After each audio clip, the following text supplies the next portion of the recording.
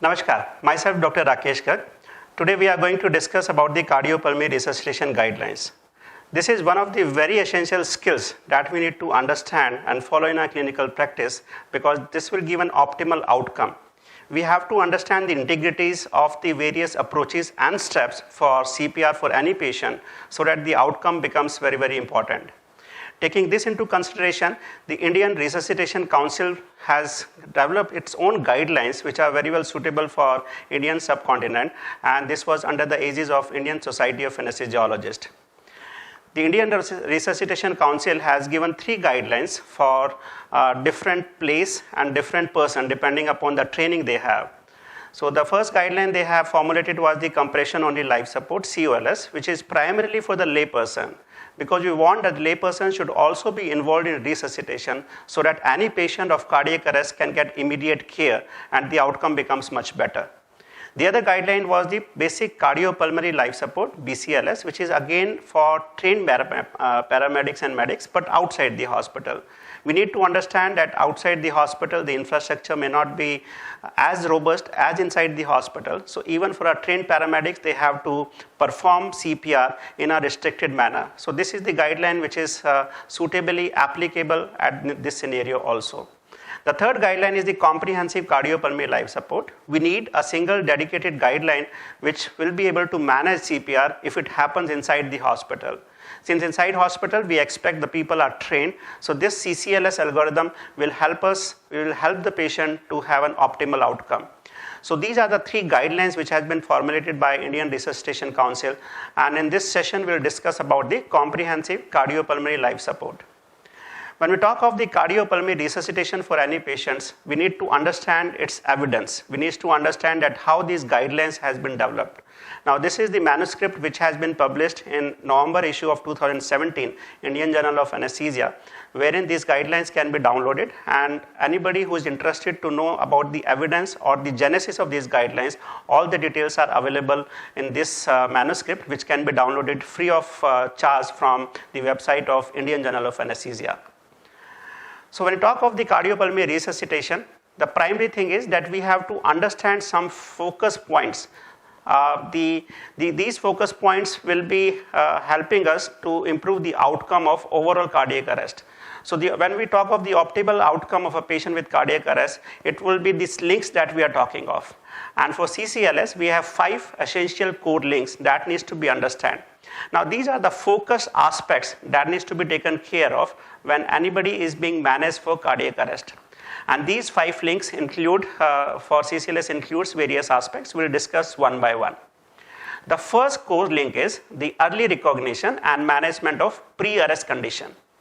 What does it mean? That whenever the cardiac arrest happens, there will be some pre-arrest situations that will be happening before the cardiac arrest occurs. So we have to recognize these situations, these conditions, so that the cardiac arrest does not happen. So that's why it becomes very, very important to recognize and manage these pre-arrest conditions to prevent the cardiac arrest. But in certain situations, as we see the second link, the second situation, if cardiac arrest happens, we need to recognize it at the earliest, because as we will discuss little later, we have to manage this patient at the earliest. With each minute delay in the cardiac arrest, the outcome further decreases. So that's why we have to early recognition of the cardiac arrest, and definitely we need some help. That's why the activation of the team who is involved into management of a cardiac arrested victim needs to be activated. Usually it is nomenclatured as Code Blue team, but it could be variously named in various hospitals. So whatever the team is which is responsible for management of cardiac arrest victims, they need to be activated. So this is the second link, which is early recognition and activation of Code Blue. The third link is we have to start the early high quality CPR. Yes, we have to start the CPR, but we have to maintain the quality of CPR also, the effectivity of the CPR, so that the outcomes becomes much optimal. So this has to be done at the earliest without wasting some time, without wasting any time for initiating the CPR. As we know that in adult patients, the majority of time, the cardiac arrest happens because of cardiac cause. And the treatment for these type of arrhythmias which happens in this cardiac cause is the early defibrillation. So whenever we start early high quality CPR, the defibrillation should be integrated into this CPR at the earliest. So whenever it is available, we should initiate the process of defibrillation so that the arrhythmias can be returned to normal sinus rhythm and the outcome becomes much better. And the final link that you see here is the early comprehensive life support and post-resuscitation care. This means we have to integrate the other advanced aspects, which could be the use of drugs, the airway equipment techniques, and other modalities of monitoring the quality of CPR. So this has to be integrated, and this is the important aspect for the CCLS as well. Once we have revived the patient, once the return of spontaneous circulation happens, the post-resuscitation care also needs to be provided to the patient, because the underlying etiology which we have diagnosed may require some intervention. For example, a patient of MI, patient of heart attack with myocardial infarction, probably will require some cardiology intervention, may require some amount of angiography or angioplasty. So this patient has to be shifted to the cath lab at the earliest so that the underlying etiology can be managed. So these are the 5 links that needs to be taken care of, and these are the core themes, core links that will help us to have a good optimal outcome of a patient with cardiac arrest. Now, how to translate these 5 links into an algorithmic approach, in a stepwise approach, this needs to be understood. So now this could be the situation when we are in this hospital. We can observe a person who suddenly collapsed in front of you. You can also see somebody is already collapsed and you have been summoned there for help. Maybe you are a part of code blue team and you have to further manage this patient. At times it can happen, a collapsed patient is brought inside the hospital, maybe by a trained person or maybe by the lay person also. So in those situations, in all these 3 situations, we have to manage the patient. Now this is the algorithmic approach, stepwise approach, which has been developed for CCLS, and we'll discuss it one by one. Now the first aspect for starting or initiating CPR is the safety of the place where you are doing CPR. Usually inside the hospital, the place is usually safe, but sometimes the patient may get in cardiac arrest in some corridor or maybe in some unsafe place in the vicinity of the hospital where the situation to start CPR may not be appropriate. In this situation, we should ensure that the victim, the patient, is shifted to a safe place so that we can give an optimal CPR for these patients. Once the safety of the place has been ensured, we have to check the response of the victim. Now this check response should be done from facing the patient from front. We have to tap on the shoulder, as you can see in this picture, and while you are tapping on the shoulder, you have to speak loudly also, and you can speak in a language which patient can understand. For example, say, hello, are you all right? So whatever language you want to use depends upon the patient's understanding. So this means you are checking for the response using tactile as well as verbal response. So by these 2 methods, you can see for the patient responsiveness. In case if a patient has some verbal response or shows some purposeful movement, this means the patient would be responsive. So this means checking response will give us 2 options. One is responsive, the other one is non-responsive. In case the patient is responsive, in that situation, you just have to monitor the patient. And obviously, if a patient have loss of consciousness for some duration, this means there could be some underlying etiology for this. So assess the cause and manage them accordingly. So this patient needs to be monitored somewhere inside the hospital wherein you can assess for further management, and subsequently, depending upon whatever the underlying etiology is, a specific intervention can be provided to this patient. In case patient is not responsive, he is not showing any verbal communication, any verbal words, or they are not having any purposeful movement, in that situation, you need some help. You need to activate the code blue team, or it could be the local team. So whenever we activate the code blue team, remember, you need to get a defibrillator. As I mentioned earlier, that defibrillation is one of the core aspects, and it needs to be delivered at the earliest for a patient with cardiac cause, which leads to a cardiac arrest. And obviously, you will also be looking for a crash cart, which will have drugs and other airway equipments that will be required when you start the CCLS. Now, once the activation of code blue has been done, you have to check for the breathing and the pulse. Remember, as in this photograph, you can see that the pulse and the breathing both needs to be checked simultaneously. And also remember that both the things needs to be done within 5 to 10 seconds. You should not take more than 10 seconds for checking breathing while palpating the carotid pulse. The carotid pulse needs to be located into the thyroid prominence, as you can see in this picture also. and locate the thyroid prominence and the trachea using your 2 fingers, preferably on the same side on which you are sitting. Slide into the groove between the trachea and the neck muscles and try to palpate for pulse while looking towards the chest and the abdomen for breathing movements. As I mentioned earlier, you have to check it for 5 to 10 seconds. So you can chant loudly as 1001, 1002, 1003 till 1010. So this will give you an approximately timing also while you are palpating for the pulse and checking for the breathing as well. Now once you have checked for the breathing and pulse, 3 situations can happen. These 3 situations you have to manage them accordingly. The first situation would be the patient is having normal breathing with definite carotid pulse. Now I use a word here, definite carotid pulse, because the pulse sometimes may be equivocal. We are not very sure that the pulse is palpable or not. So we have to confirm until unless we are sure that the pulse is present, then only consider it to be a present carotid pulse. Otherwise, assume the pulse is not present. So in the first situation, if we have a normal breathing with definite carotid pulse, these patients need to be reassessed every 2 minutes. And then you have to look for the underlying cause that why a patient has become non-responsive and manage them accordingly, whatever the etiological factors come based on your assessment. This assessment could be the history, the physical examination, the relevant investigations that needs to be done, and based on those findings, you can manage the patient subsequently. The second situation could be there is abnormal or no breathing, but there is definite carotid pulse. So this means this is a situation wherein the patient has gotten respiratory arrest. So here the respiration needs to be supported, the breathing needs to be supported here. So for this situation, you have to provide 1 breath every 5 seconds. So this means approximately 12 breaths per minute.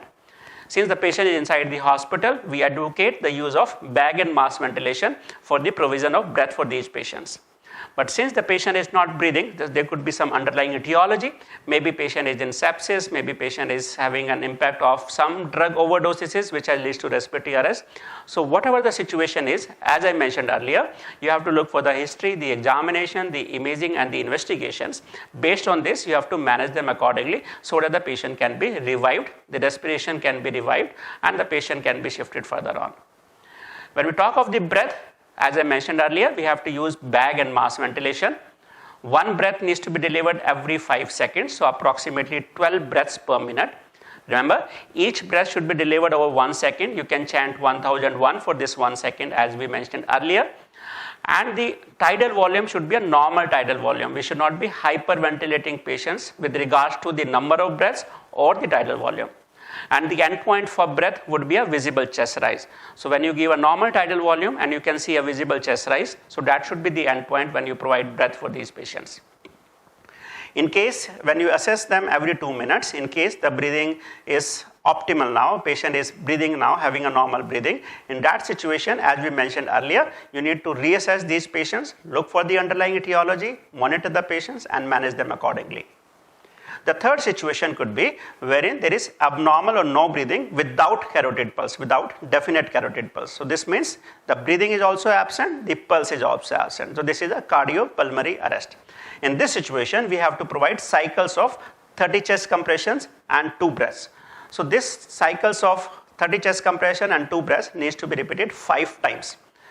Now, these compressions will be having some quality that we need to understand, and the breath also needs to be delivered in a cycle form, especially in situations where patient is not having some definite airway already in situ, which can happen sometimes in ICU care. So in case if some definitive airway is already there, we will discuss a little later how to manage these patients. For effective chest compression, we have to identify these 4 components. We have to identify the appropriate rescuer position, identify the site of chest compression, the placement of hands, and then we need to initiate the process of chest compression. The chest compression needs to be done in a surface which is hard one. At times it can happen there is a soft mattress, the chest compression may not be very effective in those situations. So try to shift the patient onto a hard surface if they are not already on the hard surface. Sometimes if you are using bed, we can insert some hard surface or some wooden surface just below the patient so that the surface becomes hard and effective chest compression can be given to the patient. The rescuer position, the chest compression can be done from either side, so there is no sidedness for starting the chest compression. Try to kneel beside the victim. Sometimes if patient is on bed, you can just climb on the bed so that you are kneeling just beside the victim, or you can use a footstool. Remember that when you kneel beside the victim or use a footstool, your waist of the rescuer should be above the patient, and this is required for providing an effective chest compression. Once you have placed yourself, you have to identify the lowest end of xiphoid process, as we can see in this picture. Now keep 2 fingers above the xiphoid process and then subsequently keep heel of other hand above it.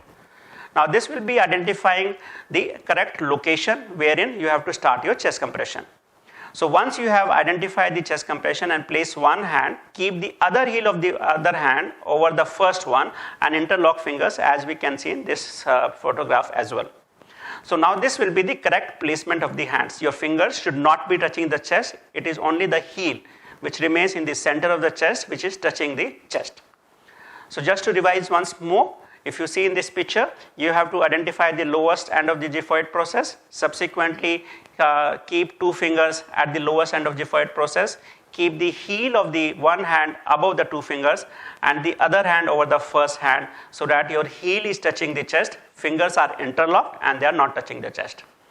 Now once you have identified the position, you have to position yourself in such a way that the shoulder, the elbow and the wrist all are in straight line. So this is very, very essential so that you can provide an effective chest compression.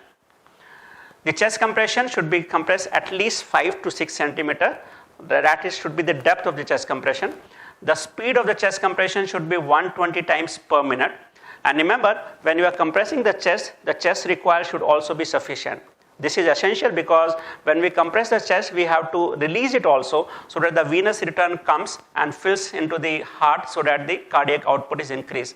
But remember, when you are providing the chest required, your hand must not be lifted from the chest, because in this situation, the placement of the hand may get disturbed. Also remember that the chest compressions must not be stopped unnecessarily, because the paramount, one of the important aspects for patient with cardiac arrest is the good quality effective chest compression. So if you stop it, the outcome may deteriorate further on. Now since we said that the compression speed should be 120 times per minute and it should be done in sets of 30 chest compressions followed by 2 breaths, so it will be a good idea if you can chant loudly as 1, 2, 3, 4 till 30. So this will just not only maintain the speed, but you will also be able to replicate those 5 cycles of 30 chest compression, and the other person who is helping for the breath will be ready when you are just completing 30 chest compressions, so that the interruption in the chest compressions are kept minimal. We also know that the chest compression leads to a lot of fatigue. The effectivity or the quality of chest compression deteriorates with time. So if there are more than one person, you can interchange every 5 cycles so that good quality chest compression can be provided to these victims. Now once the 30 chest compressions has been provided, now it's a time to provide 2 breaths. So when we talk of the 2 breaths, there are 2 components of it. One is maintenance of a patent airway, and the other one is the provision of the delivery of the breath. So when we talk of the maintenance of patent airway, which is essential to deliver the breath into the lungs, we can have 2 techniques. One is head tilt and jaw lift, and the second technique is jaw thrust. The head tilt and chin lift can be done in all patients who are not having any suspicion of neck trauma or cervical spine injury. In this situation, as you can see in this picture, you can keep 2 fingers over the chin and the other hand over the forehead. And by using these 2 hands, you can just not only do the chin lift, but also tilt the head so that the tongue is lifted up from the oral cavity and it remains patent. So this will open up the airway. Now in case if you have any suspicion of cervical spine fracture, there must not be a head tilt, because it can lead to more injury to the cervical spine, and subsequently there could be a neurological deficit. So what we can do in this situation for opening up the airway, you have to do jaw thrust. As you can see in this picture, we can just do a jaw thrust to open the airway. But remember, simultaneously, if we have an extra rescuer, try to provide manual spinal motion restriction, which is also known as manual inline stabilization. This will prevent any subsequent mobility or motion at the cervical spine, and the chances of injury would be further reduced. Now once you have maintained the airway, the patency of the airway has been assured, you have to deliver the breath. We said that the breathing inside the hospital should be delivered using bag and mask ventilation, which should be connected to an oxygen preferably, and oxygen should be flowing at high flow. So once you have starting using bag and mask ventilation, you have to provide 2 breaths. Each breath should be over 1 second, and there should be a pause of 1 second after the first breath only for the expiration to happen. Do not interrupt chest compression unnecessarily. Moment you have given the second breath, don't wait for the expiration because it's a passive process. Immediately start the chest compression. And as I mentioned earlier, the endpoint for breathing remains a visible chest rise. We must not hyperventilate the patient because it can deteriorate the patient's condition. There is a risk of gastric insufflation, and there could be a risk of regurgitation and aspiration. Also, with increased intrathoracic pressure, there could be decrease in the venous return. So what should be the endpoint for this situation? It should be just the visible chest rise, and normal tidal volume breath should be delivered for this visible chest rise. Now, once we have given 5 cycles of 30 chest compressions and 2 breaths, we need to do the pulse check again. We have to check for the carotid pulse as we have mentioned earlier, and this pulse check should be done for 5 to 10 seconds. Now, in this situation, 2 options can be there. When we check for the pulse, either the pulse is present or the pulse is absent. So in case the pulse is present, this means the patient has return of spontaneous circulation. The next step would be checking for the breathing also. So as we have already explained earlier, now in this situation you have to provide 1 breath every 5 seconds using bag and mask ventilation, and reassess every 2 minutes whether the breathing has been resumed or not. Look for the underlying cause and try to manage it. In situation wherein the respiration is also having, there is already an optimal breathing movements, in that situation you can reassess every 2 minutes and look for the underlying cause and manage.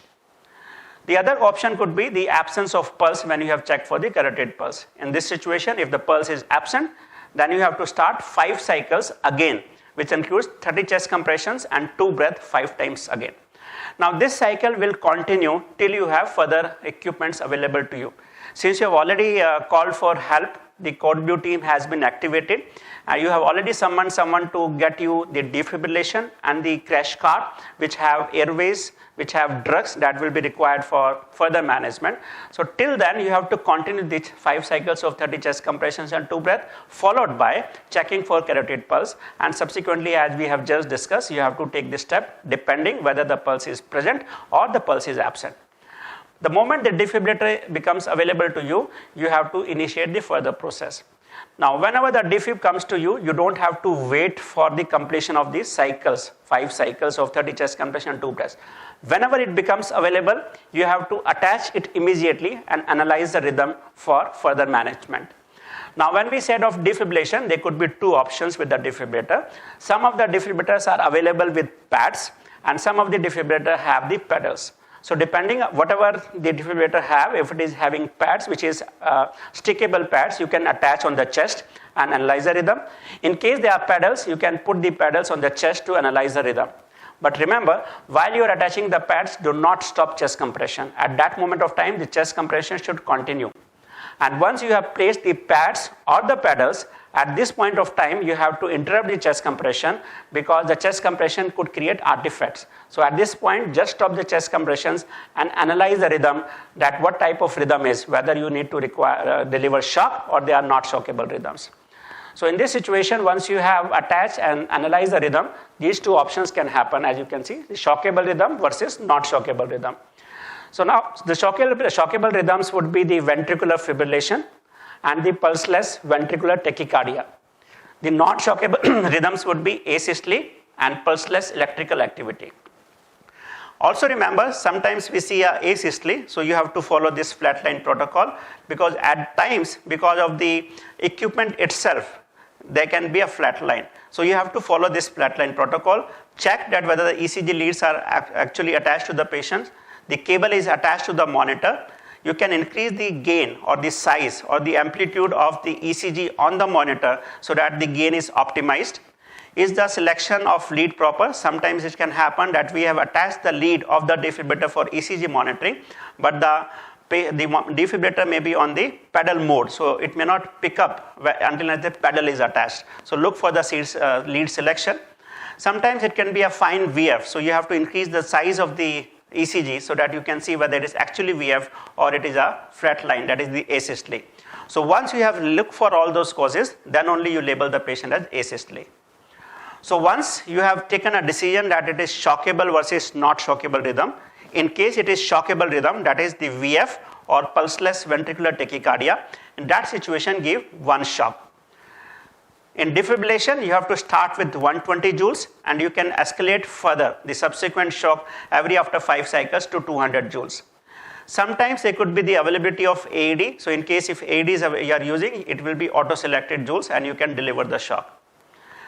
Once you have given the shock, you don't need to check for something else or the response of the check. You have to resume 5 cycles of 30 chest compressions and 2 breaths again. And when you are providing this 30 chest compressions and 2 breaths, you have to ensure to provide high quality CPR that we have just discussed. That what do we mean by the high quality chest compression and the breath.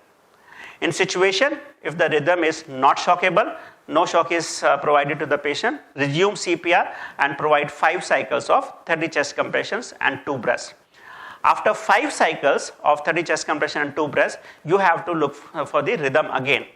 Now, depending upon the rhythm, you can take a decision whether it is shockable or not shockable. If it is shockable, you can deliver one shock. The energies can be escalated in subsequent shock which is being delivered by the defibrillator. And in case it is not shockable, you have to resume CPR again. Now, these cycles will go on. And since you have already asked for the further help in the form of crash cart, there could be equipments or the drugs or the cannulation that will be available to you. So you have to perform the venous access, the airway management, drugs including antiarrhythmics and looking for the cause simultaneously while the cycles of CPR is being done. So let's talk of the venous access. When we talk of the venous access, the peripheral venous access is the preferred one. So when you use this intravenous route, you can give the drugs as boluses. We'll discuss what are the drugs that needs to be delivered. But remember, since the circulation is not existing, you have to give 20 ml bolus of IV fluid and you can elevate the extremity for 10 to 20 seconds so that the drugs can be shifted from periphery to the heart. And on the heart, we are already doing a chest compression. The drug will be distributed to the receptor organs. In case if you are not able to secure intravenous access in 2 to 3 attempts, now it's a situation we can think of the second preferred mode. And the second preferred mode is the intraosseous route. Even in the adults, we can use the intraosseous route. Tibial, upper end of tibia could be the preferred site, and you can give the drug as you give for the intravenous route in the same dosages, in the same volume. Now, in a very extreme situation, if you are not able to secure the intravenous access or the intraosseous route, and if the patient is already having an endotracheal route, you can use some of the drugs via endotracheal route also. And these includes naloxone, atropine, epinephrine, and lidocaine with regards to the CPR. But remember, when we want to give the drugs through endotracheal route, the drug dose has to be increased, and it is usually 2 to 2.5 times the dose that we give for the intravenous route. You need to dilute into 5 to 10 ml of normal saline, give it to the endotracheal route, and continue using ventilation, and the drugs will be absorbed from the tracheal mucosa or the alveolar mucosa.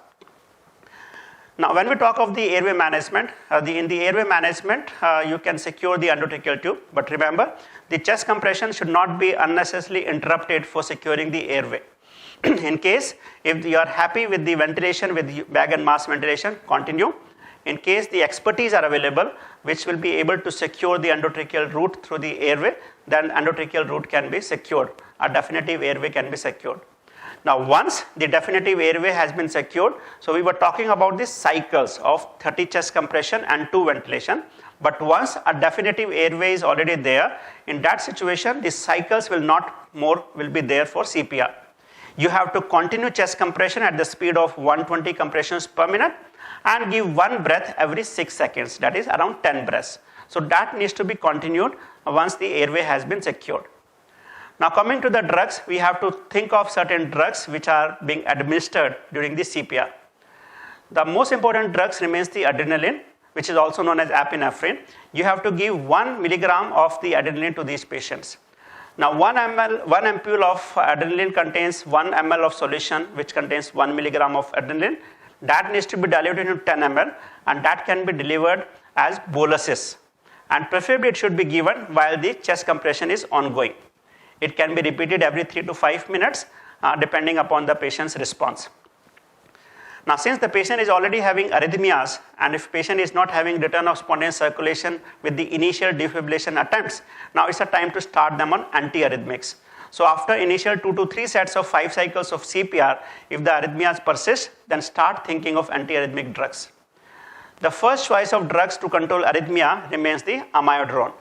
Now, amiodarone needs to be given as 300 milligram as bolus, slow bolus, and if required, you can repeat the second dose, and second dose would be 150 milligram if the arrhythmias persist. In situations, if the amiodarone is not available, you can use the second choice drug, which is lidocaine. But remember, this is an alternate drug to amiodarone with persistent arrhythmias. As we mentioned earlier, that CPR is not the definitive treatment for cardiac arrest, but rather it means maintaining respiration and circulation until the underlying etiology is being assessed and can be corrected. So when we are providing CPR to some patients, we have to look for the reversible causes. Now, this reversible causes, we have to assess that why did this patient develop symptoms or arrest, and is there a reversible cause that can be treated while performing CPR. So you have to search, find and treat these reversible causes so that the patient outcomes becomes much better. Now, if we see the Indian scenario or Indian subcontinent, there are many factors that can lead to cardiac arrest. And this mnemonic, hit the target, will be the mnemonic that you can easily remember.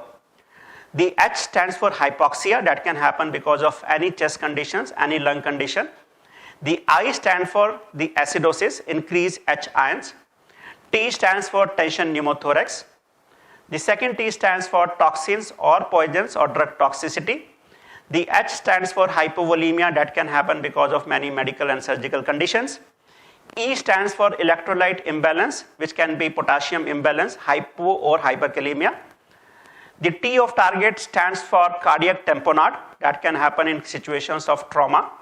A stands for the acute coronary syndrome, which is one of the commoner regions. R stands for raised intracranial pressure, which could be the subarachnoid hemorrhage, that can happen in case of the hypertensive emergencies or can also happen in case of trauma. G stands for glucose, the hypo or hyperglycemia. E stands for embolism, that is pulmonary thrombosis.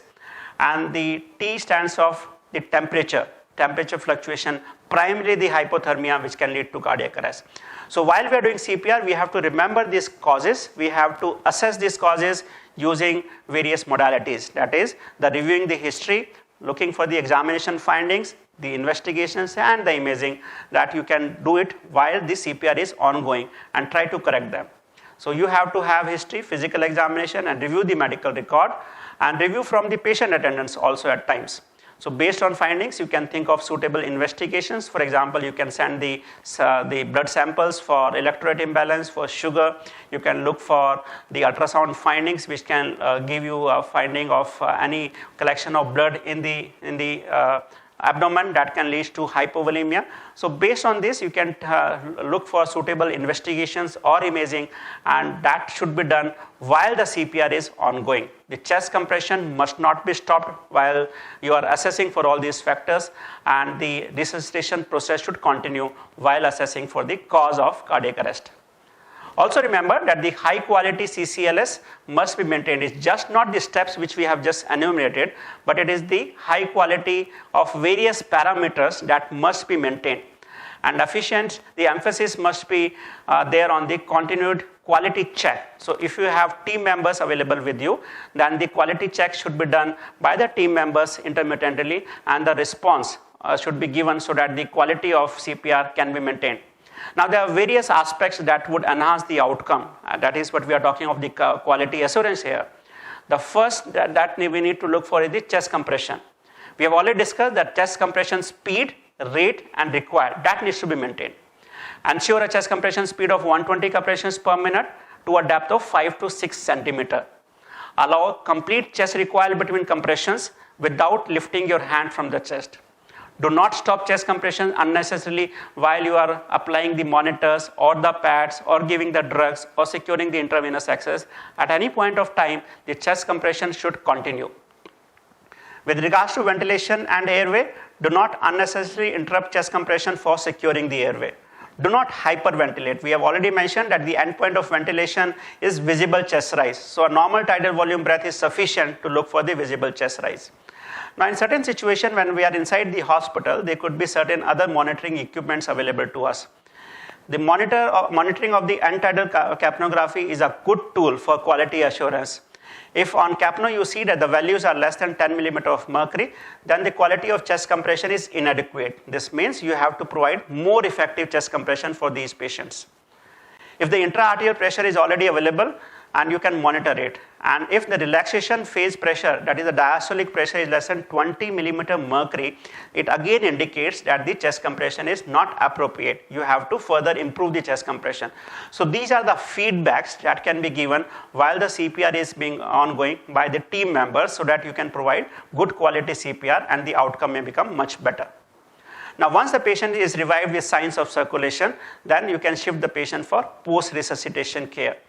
Post-resuscitation care will lead to continued management of the underlying etiology. Maybe the patient requires dialysis, maybe the patient requires electrolyte management, maybe the patient requires some amount of coronary intervention. So depending upon the assessment, the post-resuscitation care would also include for this, so that the patient may not have cardiac arrest again because the underlying etiology has not been taken care of. Now, we need to remember about the team dynamics. Now, I was mentioning earlier that while we are doing CCLS, we have to talk of various team members because we have to do multiple steps. Somebody will be doing a chest compression, somebody is doing a airway management, somebody is providing breath, somebody will be giving drugs and other monitoring aspects. So this means we have to have good dynamics for an optimal outcome of the patient. So the effective resuscitation is synonymous with good teamwork. So we have to work as a team, and this team would require just not the skills, but a good communication between the team leader and team members, and that will lead to an optimal outcome. Now, when we do a CCLS for a patient, we can position ourselves accordingly so that all work are being carried uninterruptedly. So this picture, you can see that how the various members of CCLS can locate themselves so that the care of the patient can be given optimally to these patients. Also, when we talk of team dynamics, we have to follow certain core concepts. So when the team members are there and somebody has become a team leader, who can be anybody who has seen for the first time for the patient and is knowledgeable about the resuscitation aspect, that each member should have specific task assignments. So if somebody has to do a chest compression, so that specific assignment must be given to this patient. But we need to remember that the team member has some strength and weaknesses. So we should be exploring the strength of the team member to assign a particular task to them.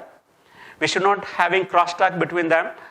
One team member should communicate with the team leader so that we can have a closed loop communication between the team members, and the team dynamics is maintained.